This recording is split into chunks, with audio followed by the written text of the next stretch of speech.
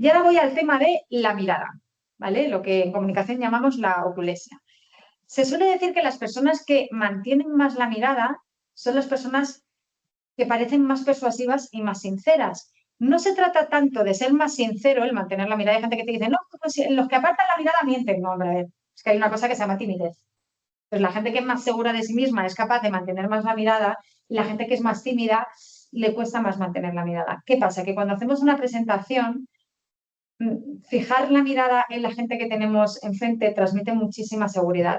Entonces, ¿cómo tiene que ser la mirada cuando hacemos una presentación? Tiene que ser una mirada panorámica, ¿vale? O sea, que vaya de arriba a abajo del escenario, de un lado a otro, o de la sala de reuniones, de izquierda a derecha.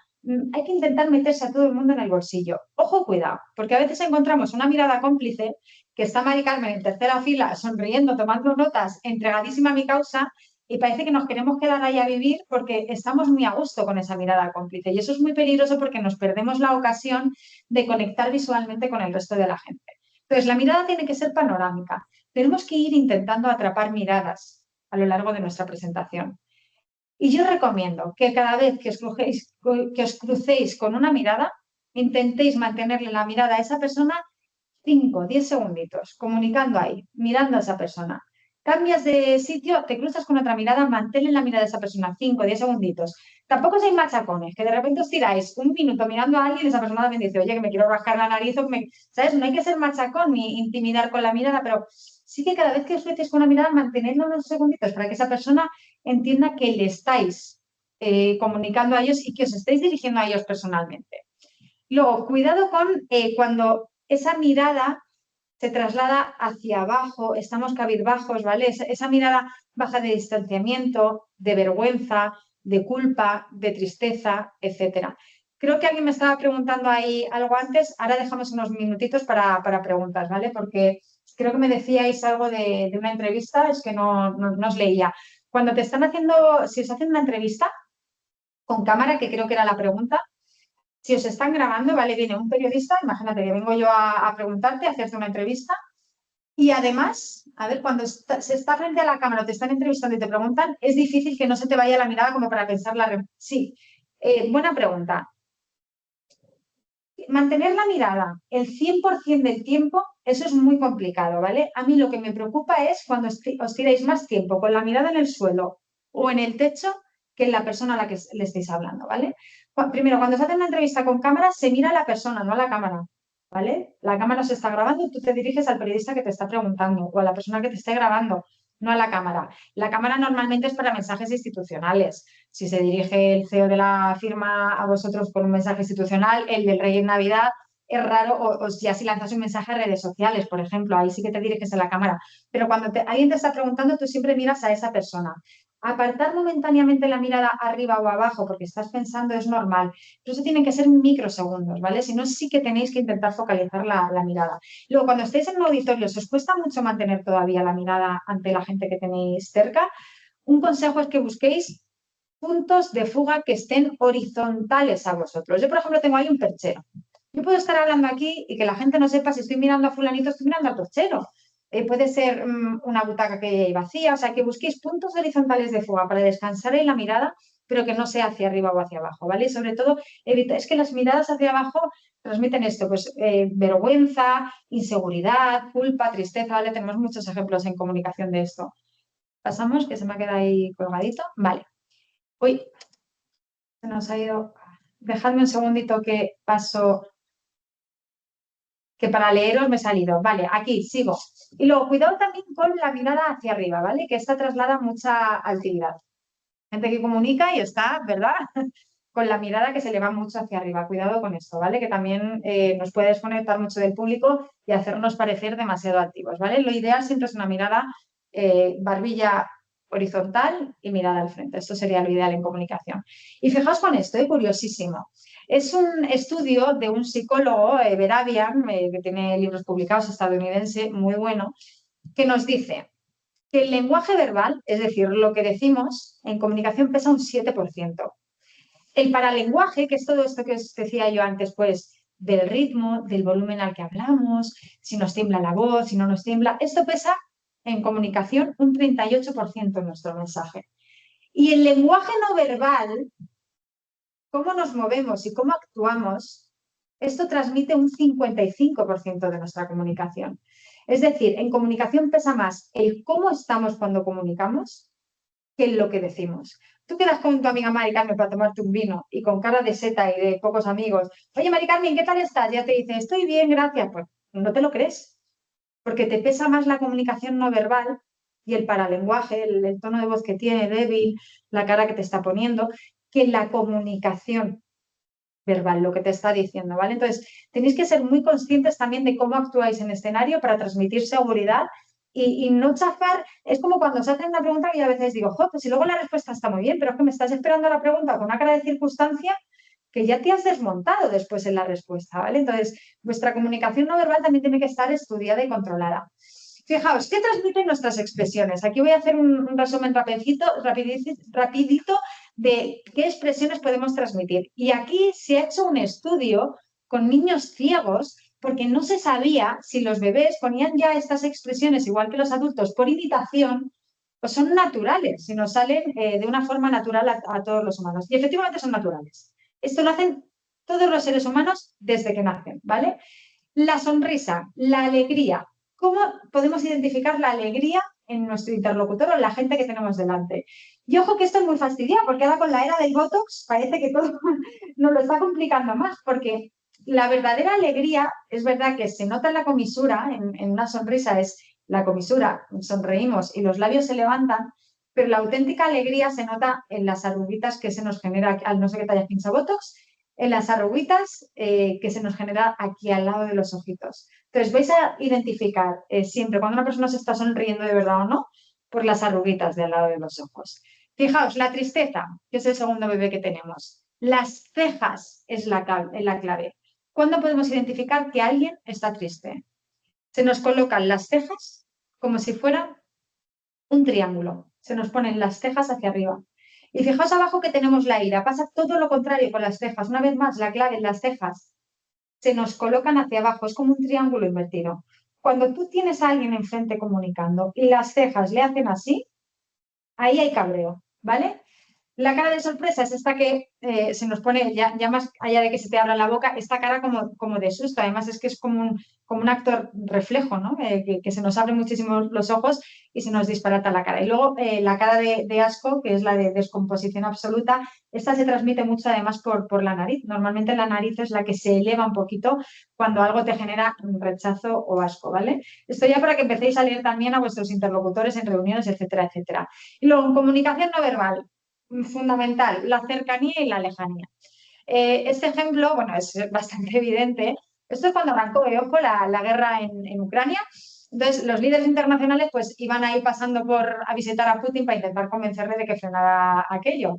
Pero ahora ya por lo menos 2 años de estas imágenes. Entonces, cuando Putin recibía a uno de los líderes europeos que no le causaban ninguna simpatía, como el francés Macron, le colocaban en la mesa esta kilométrica que se tenían que escuchar con cascos y que era decir, cuanto más lejos, o sea, no me causas ninguna simpatía, cuanto más lejos te tenga mejor, ¿vale? Y sin embargo, cuando recibía a un líder internacional, pues Turco Erdogan, de su palo, amigo y tal, en una mesa camilla ya se pueden tocar, se pueden mirar, están ahí cerquita.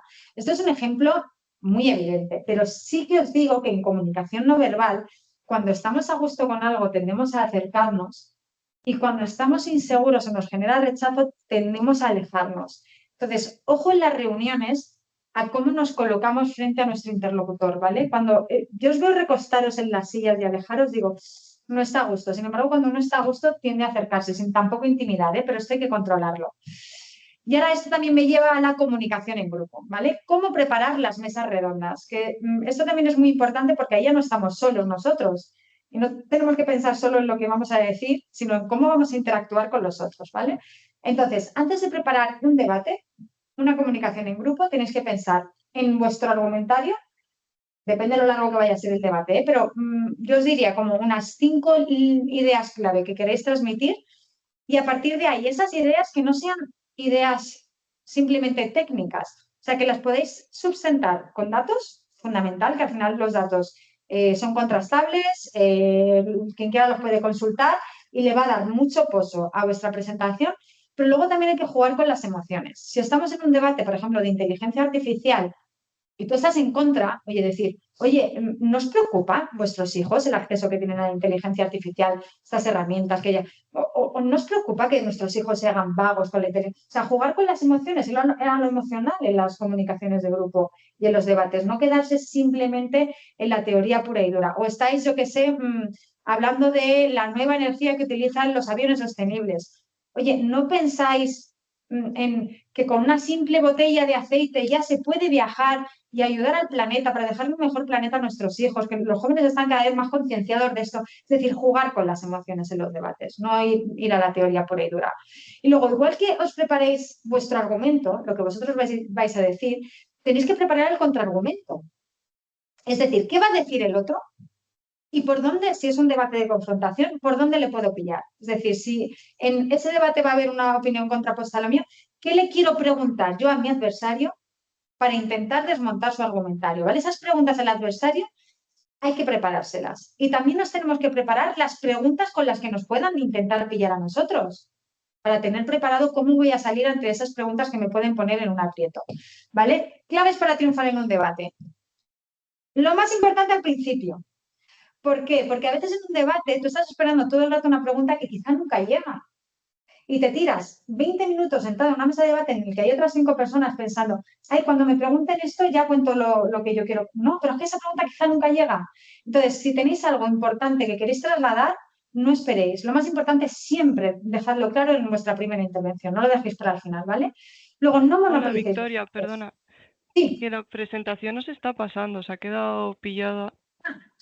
¿la veis ahora? O sea, verla la vemos, pero no se Vale, ¿y están dónde os habéis pasando. Sí, quedado? pero la Las puedes estamos pasar tú pasando manualmente. Sí, no os preocupéis. Decidme dónde os habéis quedado, en la mirada. Sí, Vale. O sea, que no habéis visto nada de lo de la cercanía, ni la imagen esta, ni nada. ¿Ahora lo veis? A ver. Ahora Es estás que en lo la hemos 20. pasado manualmente. Pero la Está- podemos estás pasar en la 20 nosotros y... manualmente Exacto. en la Lo 23. hemos pasado Pues nosotros. vale. Eso Claro, es. le vais dando a la flechita. Vale, ahora estamos aquí, Ahora sí se sincroniza para sí. ¿vale? En la 23, Ahora sí. estamos en la 23, ¿no? Vale, ahora estamos en la 23, esto. Claves para triunfar en el debate. Entonces, lo más importante, decirlo al principio, el no monopolizar, ser apasionados, pero no pesados. Quiero decir, en un debate no gana el que más habla. En un debate gana el que escucha, que es importantísimo la escucha en los debates, ¿vale? Escuchar para retomar lo que está diciendo el otro. El que escucha y habla lo justo, pero habla bien. Que hay gente que es muy machacona en las mesas redondas, se pone a hablar y además da una sensación de pesadez tremenda y de, joder, qué pesas este tío que deja de hablar a los demás, ¿no? Entonces, no monopolicéis, hay que ser apasionado, pero no pesado. Escuchar y cuando llegue vuestro momento de intervenir, pensar cuál es la idea justa que queréis trasladar, pero no ser pesados, ¿vale? No titubear. Es mejor pensar. Si os lanzan una pregunta y, ay, no tienes muy claro cómo, no os lancéis a contestar enseguida en un debate, ¿vale? Es mejor ese titubeo que os sale a veces cuando estáis pensando, eso hay que limpiarlo, ¿vale? O sea, es mejor que vayáis, penséis unos segunditos y luego ya trasladéis vuestra idea. Luego, en los debates también muy importante jugar con los silencios.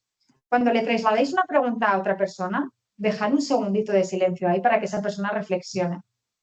O cuando lancéis una frase importante, dejar un silencio para que la gente que os está escuchando reflexione sobre lo que acabáis de decir. Y luego mantener el ritmo, ¿vale? Que hay veces que vais decayendo y vais perdiendo fuerza en el debate. Hay que mantener siempre el ritmo, ¿vale? Y luego, ¿qué hacer ante las preguntas incómodas? Yo creo que ahí ya vais conmigo, en la diapositiva, si no me avisáis. Ante preguntas incómodas y que nos pillan desprevenidos. Esto me vale para una entrevista, para un debate, para una reunión con un cliente, me da igual. Primero, hay preguntas que no podemos contestar porque no son de nuestro campo, porque todavía no tenemos la respuesta, porque estamos en pleno estudio de cómo vamos a hacer esto. Entonces, muchas veces nos pensamos, por educación, es como pregunta, tengo que responder. Me preguntan, ¿te puedo responder? Tengo que responder. No, tendrás que responder si puedes responder. Hay preguntas a las que no tenemos la respuesta o a las que no nos toca a nosotros responder. Entonces, muchas veces, oye, ¿y sobre esto qué me dices? O pide el comodín del tiempo. Oye, disculpa porque ese dato ahora mismo no lo manejo, pero lo voy a consultar con mi equipo y en cuanto tengamos una respuesta, te la trasladaré. ¿Vale? Pero el decir en un momento dado, oye, esto no me compete a mí responderlo o no es el proyecto que yo estoy haciendo, o no es en lo que estamos ahora centrados, y llevártelo a tu terreno, no está mal. O sea, no estáis obligados siempre a responder todas y cada una de las preguntas que se os plantean, ¿vale? Entonces, esto no te lo... Y sobre todo si os preguntan de algo de actualidad, anda que no tienen peligro las preguntas de te encuentras con un cliente en el ascensor y te pones a hablar, yo qué sé, del apagón. ¿Tú qué sabes lo que piensas del frente del apagón? ¿Tú qué sabes si es pronucleares o renovables? ¿Para qué te metes en esos fregados? O sea, no os metáis en cuestiones que os puedan comprometer, ¿vale? Hay veces que un silencio, oye, eso pues en otro momento ya lo abordaremos en otra ocasión, ganas más y tienes mucho que perder, ¿vale? Ante una pregunta comprometida, siempre podéis ampliar el alcance del discurso. Es decir, te han preguntado sobre algo súper concreto y eso tú ahora mismo no te lo sabes. Oye, ¿no habrá algo que esté relacionado que sí que conozcas? Por ejemplo, me han preguntado por manzana golden y yo la manzana golden no tal, pero oye, otro tipo de manzana sí. Eso lo hacen los políticos continuamente. Te pregunto algo muy concreto y aunque eso no me lo contestes, cuéntame algo que esté relacionado, te lo llevas a tu terreno, a lo que a ti te interesa contar y respondes por ahí, ¿vale? Los políticos también utilizan mucho la técnica del disco rayado, que a mí esta me parece un poco tediosa, que es la de te pregunto y tú me respondes otra cosa absolutamente diferente machaconamente, ¿vale? Esa técnica es muy manida, muy evidente, en fin. La cuestión, sí que aprendemos de ellos que, por mucho que nos pregunten, porque hay veces que te preguntan una cosa, no la quieres responder, te la vuelven a preguntar, te vas por evasivas, pero a la tercera ya caes. Entonces, por mucho que os pregunten algo, si no podéis o no queréis responder a esa pregunta, lo que aprendemos de ellos es no podemos responder a esta pregunta, ¿vale? Y luego, ojo al plano de escucha, ¿vale? Cuidadito con ese plano esa cara que estamos poniendo cuando nos están preguntando, que eso también nos puede delatar y mucho, ¿vale? Y luego, nada, ya os quería poner para terminar un videete. A ver, tengo aquí cómo gestionas el que no respondan a preguntas que lanzan al público en las presentaciones. Muchas veces ese silencio es incómodo porque no sabes si están siguiendo la charla. Vale, animar al público a responder. De hecho, es muy pesado cuando uno hace una presentación y está hablando él solo 15 minutos. Entonces, yo sí que os recomiendo que en las charlas lancéis preguntas al público. Imaginaos, oye, ¿cuántos de vosotros estáis utilizando ya la inteligencia artificial para no sé qué proceso? Imagínate si te pasa esto, que nadie responde. Insiste, por favor, manos arriba. ¿Quién de vosotros? No me puedo creer que nadie lo esté utilizando. O sea, hay que actuar con naturalidad. Pero si lanzas una pregunta al público y es una pregunta en la que esperas una respuesta, siempre el comodín de manos arriba, ¿quién? Ahí te vas a asegurar seguro la reacción del público, ¿vale? Y si ya lo que esperas es una comunicación más fluida, a ver, alguien que me lo pueda contar, por ejemplo, fulanito o menganito. De todas maneras, si vais a una presentación o a un foro en el que conozcáis, aparte del público, o hay gente de la firma, etcétera, etcétera, tener a cómplices en el escenario, ¿vale? Oye, que voy a preguntar esto, levantadme la mano para que la gente se anime, ¿vale? Que nunca está de más. Pero el que me levante la mano quien ya esté haciendo no sé cuantitos, o que me levante, eso siempre funciona muy bien para obligar al público a que responda, porque muchas veces no pasa. Y si no dice aquí alguien, en mi caso al final la respondo yo, con naturalidad. Bueno, que os veo muy tímidos, ¿vale? Os veo muy tímidos, vamos a esto. Me vamos a poner un vídeo que ya estamos terminando. Mariano Rajoy, ante una pregunta que le pilla un poco desprevenido.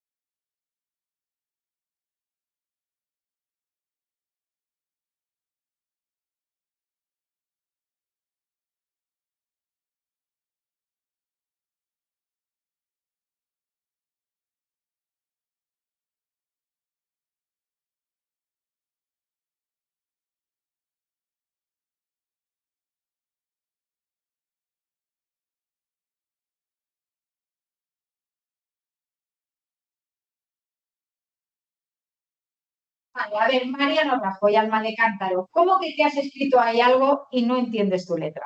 ¿Vale? Esto tenemos que tener, esto tenemos que tener mucho cuidado. O sea, y Mariano luego sale bien, es decir, ante una pregunta que le ha hecho María, que le ha pillado, María le iba a votar las elecciones, yo supongo que después de aquello ya no le votaría. Ante una pregunta muy concreta, te han pillado, primero, no te delates. O sea, el plano escucha siempre tiene que estar controladísimo, ¿vale? Las caras que ponemos, eso le llamamos el plano escucha. Y luego, no os delatéis, os hacen una pregunta muy concreta que no sabéis, si él luego ya ha salido bien, se ha ido a las cotizaciones, a no sé qué, a lo que a él le viene bien porque ese dato concreto no se lo sabía, ¿vale? Pero sed rápidos. Si os pillan en un renuncio, en algo que no sabéis, primero disimulamos, ¿vale? Cara de... Y luego ya salimos con el tema que a nosotros nos interesa llevándolo al terreno conocido, ¿vale? Pero no os delatéis a vosotros mismos porque no hay necesidad. Rápidamente, a nivel de imagen en las presentaciones, es básico, simplicidad y sencillez. ¿Qué pasa cuando vais muy recargados en las presentaciones? Todos los seres humanos tardamos un ratito en leer lo que estamos viendo. Entonces, si os recargáis mucho en las presentaciones, yo tardo un rato en ver, ay, qué pendiente se ha puesto, ay, que lleva ahí ay, mira, el reloj se le enciende. O sea, hay que limpiarse lo máximo de imagen para que la gente se centre en lo que estoy diciendo y no en lo que llevo puesto, ¿vale? Entonces, simplicidad, sencillez, cortes rectos, colores neutros, negros, grises, beige, azules, ¿vale? Eso siempre funciona. A no ser que queréis transmitir algo con el color. Por ejemplo, el rojo es el color de la seguridad. Tú estás jugando un ascenso y quieres de repente ponerte un traje rojo, por ejemplo, las chicas, fantástico, es el color de la seguridad el rojo. Pero si no, sí yo siempre os aconsejo que os vayáis a colores neutros que no distraigan del mensaje que estéis trasladando, ¿vale? Para los hombres, gemelos, mejor que no. ¿Por qué? Porque os ponéis unos gemelos del Atleti y yo estoy pensando, mira el del Atleti como yo. En vez de estar centrado en lo que me estás contando. O llevas unos gemelos de una raqueta de pádel y yo estoy pensando, jugar al pádel, pues luego le digo a ver si se apunta al torneo este que tenemos en Iguay. No. ¿Vale? O sea, y si os ponéis gemelos que sean muy neutros. Para las chicas, en los trajes, los botones plateados y sobre todo dorados distraen mucho, ¿vale? O sea, siempre que llevéis trajes o botones en los trajes, mejor que no sean de estos brillantosos dorados plateados, que ahora además, y los Amancio Ortega y así los tienen tutiplén. Brillos y estampados, fuera. Chaquetas cargadas, todo esto fuera, ¿vale? Y luego, pasamos a Alejandra. Fijaos en esta imagen. Es importantísimo, antes de que hagáis una presentación, que penséis cómo es el fondo, cómo es la sala en la que voy a estar. ¿A quién se os va la mirada en esta imagen? ¿A Nixon o a Kennedy? Lo normal es que... A Kennedy. A Kennedy, efectivamente. ¿Por qué? Porque nunca, está prohibido, no nos ponemos un traje del color del fondo. No, o sea, no se puede, porque te mimetizas con el fondo, es que no te veo. No te veo. Entonces, si el fondo es gris, no te vistes de gris. Si el fondo es negro, no te vistes de negro. Si el fondo es blanco, no vas de blanco. ¿Vale? Está prohibido porque no contrastas y te mimetizas con el fondo. Y más si vas a estar en un sitio con mesa redonda que puede jugar a favor del otro. Fijaos, en este debate, antes de este debate televisado, iba por delante en las encuestas Nixon. Kennedy le dio la vuelta a este debate, a las elecciones por este debate. Bueno, aparte que al pobre Nixon, fijaos cómo está sentado en la silla, que parece que se ha caído del quinto piso. Sí. Sino que justo iba a recalcar eso, que no le ayuda nada la posición que tiene, que parece como que tiene todo el mundo encima, un pobrecito que no sabe qué hacer. Sin embargo, Kennedy sí que está poniendo ahí una posición de seguridad y tranquilidad. Absolutamente. Entonces, es fundamental que antes de, cuando se invitan a un foro o a una presentación, tenéis que saber cómo es el entorno en el que vais a estar. Primero, ¿por dónde voy a entrar? ¿Vale? Porque ya comunicamos desde que subimos a un escenario. ¿Por dónde subo? ¿Escaleras de la izquierda o las de la derecha? Para subir ya con seguridad. Oye, ¿dónde me voy a sentar? ¿En el primero, en el segundo, en el tercero o en el cuarto sofá? ¿Vale? Y luego, ¿cómo va a ser el escenario? Decide, ¿me voy a cruzar de piernas? ¿Cómo me voy a sentar? ¿Voy a llevar una libreta? Todo eso lo tienes que llevar ya pensado, porque si no se produce ese momento incómodo de que tú encuentres la postura porque no sabes ni dónde vas a estar. Y de repente, claro, tienes a 100 personas mirándote y estás con una postura extrañísima. Entonces, la postura también tiene que estar ensayada. Aquí diré a favor de Nixon, de todo lo malo que hizo porque no se dejó asesorar de imagen, no se dejó maquillar, que los años 60 que se maquillara a un hombre debía ser una cosa absolutamente marciana. Pero si os invitan alguna vez a la tele, unos polvitos y hay que quitarse las ojeras y para los sudores, ¿vale? Además, a Nixon le pasaba que le acaban de operar de la rodilla. Entonces, esta postura suya sentada así también se explica por qué él está tullido, el pobre hombre. ¿Vale? Pero vamos a poner un momento el vídeo que os lo he recortado para que dure un minutito y veáis también cómo se desenvuelve. La postura de Nixon frente a la de Kennedy. Los trajes negro que contrasta frente al gris. Nixon no sabe dónde poner la mano. Fijaos, a la silla. Qué bien peinado, qué buena pinta, qué buena cara, Nixon. ¿Vale? Se levanta y ha estudiado cómo se va a abrir la chaqueta, cómo se va a colocar. Qué buena cara.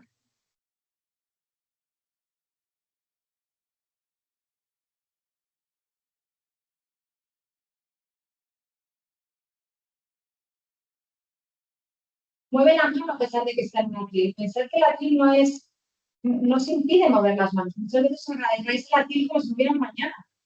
Manos relajadas para poder mover las manos detrás del atril.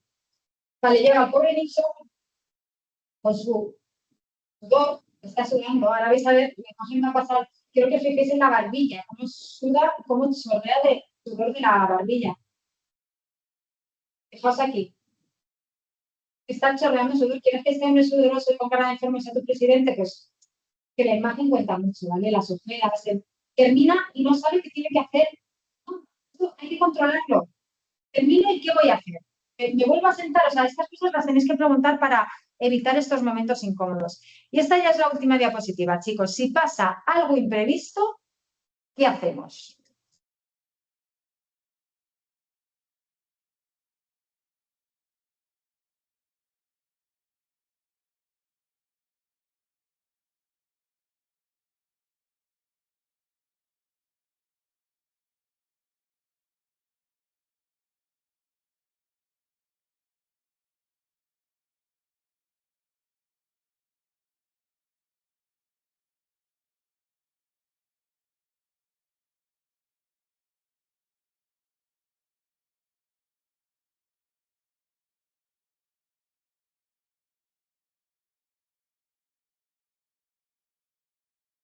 Vale, ya está, chicos. Esto es, si pasa algo imprevisto, siempre pueden pasar cosas imprevistas en una presentación.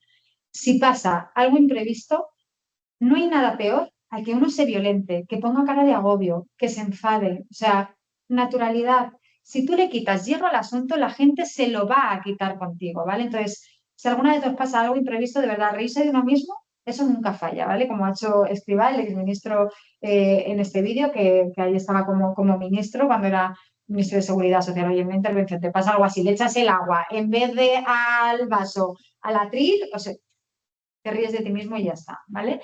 Voy a dejar unos minutitos por si alguien tiene preguntas. Sé que algunos de vosotros me habéis dicho que os teníais que salir, que sé que estamos fuera de tiempo, pero si alguien tiene alguna pregunta de comunicación verbal, comunicación no verbal, oye, podéis abriros el micro y si no, yo os estoy leyendo por aquí.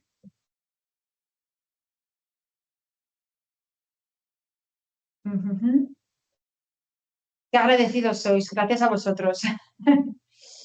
Lo más importante en comunicación, que os conozcáis a vosotros mismos y que seáis fieles a lo que sois, que no impostéis nada, ¿vale? Que sepáis cuáles son vuestros puntos débiles para ir puliéndolo y que también conozcáis vuestros puntos fuertes, porque solemos ser de verdad nuestros peores enemigos y nos machacamos mucho con no gustarnos y con hacerlo mal. Y la mayoría de nosotros comunicamos ya de base bien. Hay que quererse, saber lo que hacemos bien y luego ir puliendo los defectillos que podamos tener en ese sentido. El punto más crítico que tenemos que aprender a confrontar lo que queremos decir con el tiempo que nos dan para decirlo. Mira, muy bien esta puntualización. Solemos cometer el error de tienes 5 minutos, ¿vale? Entonces intento contar muchas cosas en 5 minutos, mal. Va mucho en la línea de lo que os decía al principio. Es mejor contar poco y contarlo bien y poder jugar con los silencios, etcétera, etcétera, que intentar meter muchas ideas en una presentación. Entonces, yo recomiendo porque hay veces además que os dicen, oye, vas a tener 10 minutos y luego al final te dan 5, porque el de adelante se ha alargado o el que te va a recibir tiene menos tiempo, ¿no? Entonces, yo siempre os recomiendo que, más allá de que os preparéis vuestra presentación y os la escribáis, que os hagáis también un guión con los 4 bloques que quiero tratar, cómo lo resumiría en una frasecita, en un titular, cada uno de esos bloques, para si te quitan tiempo, poder ir al grano y a los titulares. Sube un momentito, Alejandra, que aquí tenía una pregunta de Enrique, ¿se puede? Yo no la veo ahí. Sí, a ver, ¿qué dice? Yo que no la veo aquí, a ver. Una consulta, ¿qué ocurre si tenemos el control sobre la voz, las manos y el cuerpo, pero no sobre la iluminación del escenario. ¿Cuál es el procedimiento en estas circunstancias? Gracias. A ver, en ese caso,